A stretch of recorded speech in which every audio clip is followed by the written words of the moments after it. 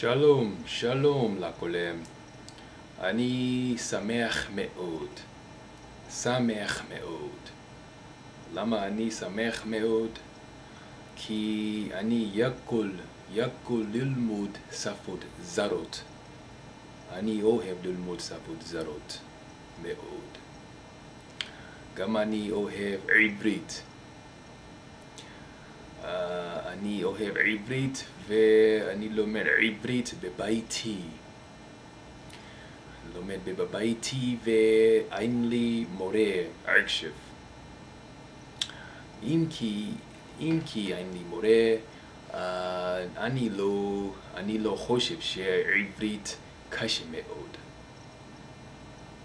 כי אני חושב שעברית מעניין מאוד. בסדר לכולם. שמי אכבר ואני מארצות הברית וגר בקולומבוס אוהיו.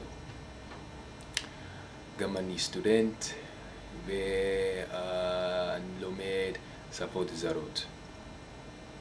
אני נשוי אבל אין לנו ילדים עכשיו.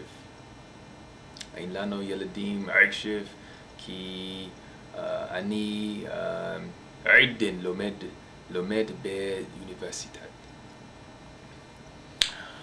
בסדר, היום גם אני רוצה לדבר על ישראל. אני שמעתי שיש מקומות מעניינים בישראל.